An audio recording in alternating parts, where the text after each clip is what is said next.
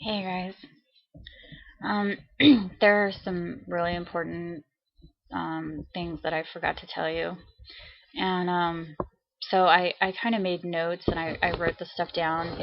It's not in the order that it happened, but excuse me. But it's it's random. I can't. I don't. I just. It's so much I can't put it in order. But I'm just gonna tell you the stuff that I forgot to tell you. Okay, so in when I went back to Alaska, I told you how I went back to Alaska. When I went back up there, I was kind of wondering, um, if well, no, I'll tell you this first. I'll tell you this. Um, there's a couple things that make me wonder if that's why I was being gang stalked. There are a few things that happened. As you know, the gang stalking started. At least I became aware of it in like around 95, 96. And the only things that I can think of, there were a couple of things that were happening right around that same time.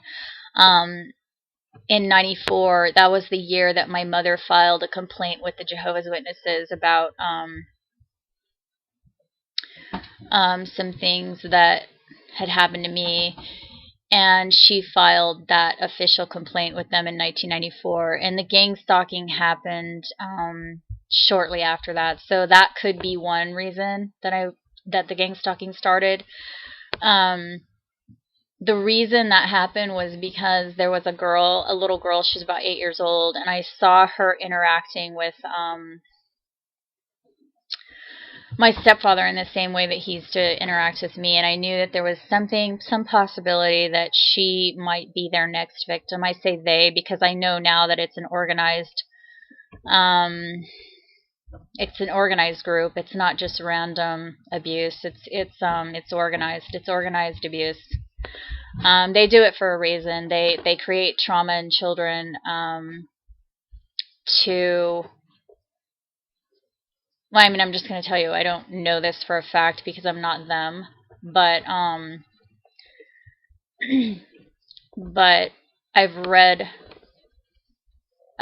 up on it, and it makes sense to me, and I do believe that the reason that they do the trauma is because they need to I think it's because they need to break the will of the child. So that they can have the child under their control. I told you when I was a child I had extreme ADD. That was after severe trauma and abuse.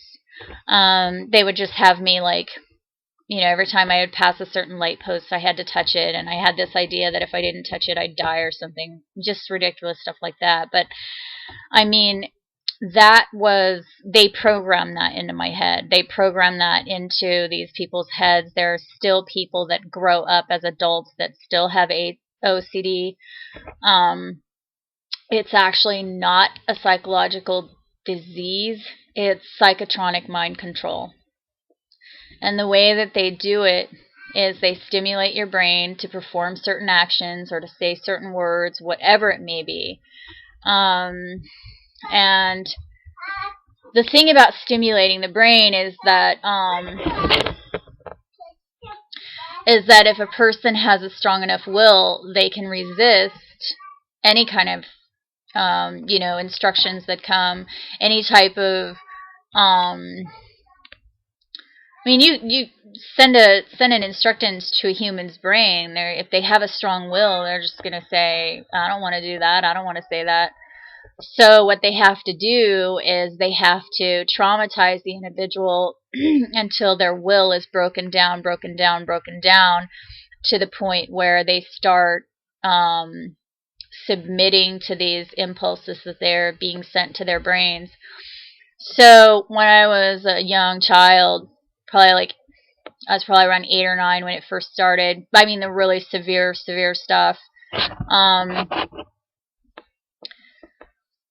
They would use the trauma itself to break down the will, and then you would just follow whatever instructions, whatever they wanted you to do, whether it was through gang stalking or memories. They can stimulate memories in your mind. So they've been doing that to me a lot lately, for the last year at least. Ever since I stopped, ever since I quit that last job I had, I was working at, I mean, I'm not going to tell you where I was working, but I was working at a very high-profile company, and I was actually placed there in New York City. I was placed there through a temporary agency, an employment agency, and I realize now that it was all set up because they were conducting experiments on me, and I realize now there was a well-known person who has been involved in mind control that I did not know at the time that he was there at that company. And I did not know who he was until after I quit the company, and I knew that they were doing stuff to me there.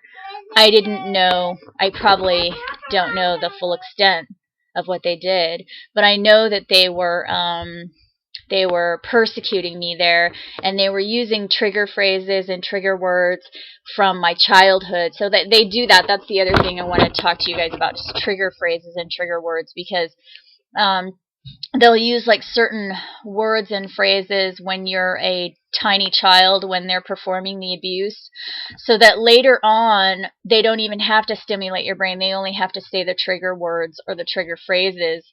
So they've been doing that to me a lot. They've been using trigger words and phrases that come from when I was a toddler, abuse that happened when I was a very, very young toddler. So if you're part of a group or organization that's telling you to say trigger words and phrases, you better damn well get out of that organization right now, because they're using you to traumatize people that were abused as infants and toddlers. Do you want to be a part of that?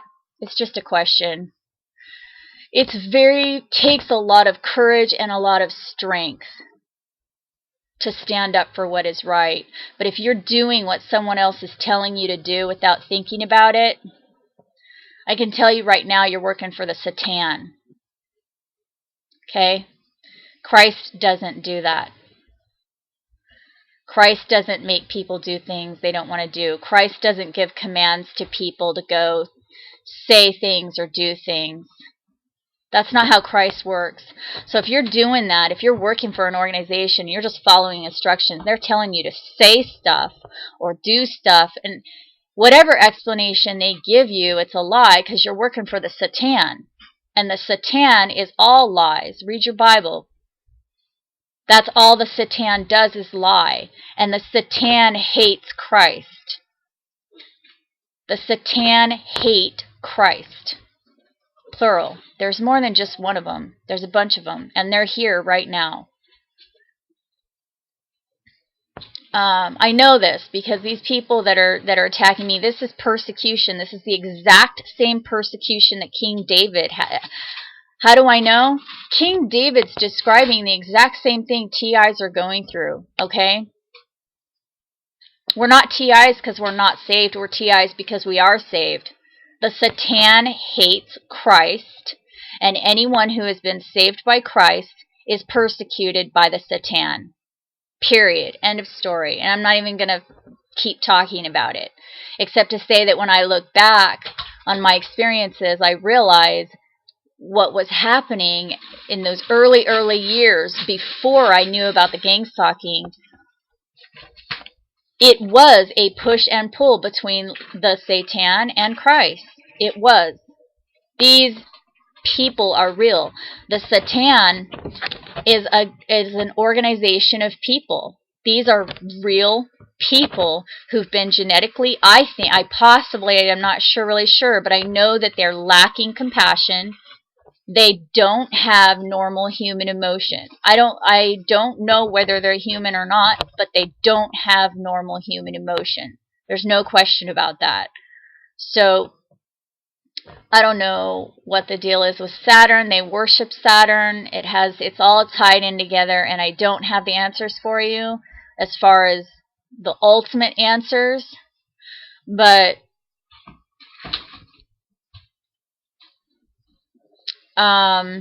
I already said what I needed to say. I don't know what. Let's move on. I wrote this stuff down, so when I'm looking down, that's what I'm looking at. All right, so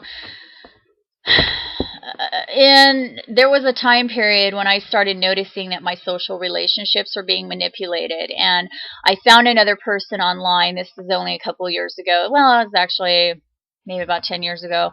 I found this other person online who was also saying that he knew that somebody was manipulating his relationships, and that somebody was preventing him, like ruining his relationships. Basically, I know for a fact they're doing this to me. It's not a question. If you don't agree with me, because you're afraid of what I'm saying, if you're afraid of what I'm saying and you're not experiencing this, and I'm sorry for those of you, I'm not going to rant for a long time, but I just want to say this because I've been getting a lot of messages, so I want to say this. If you are not experiencing this, you need to go find something else to do with your time. If you do want to listen to what I'm saying, do not bother messaging me to tell me that I'm not a targeted person and that the things I've experienced are just imagined, because I will block you. So don't waste your own time and energy trying to convince me that this stuff isn't real. You are going to waste your time. Do you understand what I'm saying to you? You are going to waste your own time, because I will block you. Moving on. I want to just make sure that I say that, because I don't care. I block people every day. I block a lot of people every day. If you use trigger words on me, I'm going to block you. If you say hateful things, I'm going to block you. I don't care. I don't need anybody right now. I'm out here right now. I already got Christ. I don't need anybody else. I'm out here right now because I'm trying to help people that don't know that know that something's going on. They notice weird things, but they haven't figured it out yet. I'm here to help those people, and I'm also here to share my story with the people that are actually doing serious investigation into this. About 10 years ago, I found a guy online who was having the same experience as I was. He knew that his relationships were being intercepted and manipulated and destroyed and ruined somehow, but he didn't know how. I now know that it's the voice technology that they use with phone calls and emails and stuff like that. I was having a conversation with him via chat. I don't remember what chat room it was. It was 10 years ago. It was a long time ago. During that chat, I started receiving double emails from him. So I would send him a message, and then I would get 2 messages back from him, like within seconds of each other. One message would be the normal average response to whatever I had said to him, and then the second message would be like some hateful or crazy or stupid, nonsensical remark. So I asked him, I said, I just got 2 messages from you. Did you say blah, blah, blah? And then I repeated it, and I got a message back from him saying, no, I didn't say that. And then very shortly after that, I stopped receiving 2 messages, and then I was only receiving 1 message, which was like the crazy thing. So my communication with this person was intercepted via the internet. I know that. And I suspect they're doing this with the phone calls on a regular basis. It just seems like every time, like, as you guys know, the only person that I ever talk to is my mother. So if any of you are talking to me, it's not me. And even when I'm having phone conversations with my mother, she says these things that uses trigger phrases and trigger words and brings up these conversations. It just always ends up in an argument, and I suspect that they are intercepting my phone conversations with my mother. Just to give you a pretty good example, I mean, I've already told you the exact reason that, my mother would never tell me to date men for money. I mean, that was clear to me that I was not speaking to my mother. But and that was years ago. I was in my early 20s. But even now, I mean, last year, my mom came to visit me when I was in New York, and I had a phone conversation with her, and we set up the time that she was going to come out. I said, okay, come out on this date. And she was like, okay, that sounds great. And we agreed on a certain date that she would come out. 3 days later, she calls me up, and she's like, okay, I'll be there tomorrow.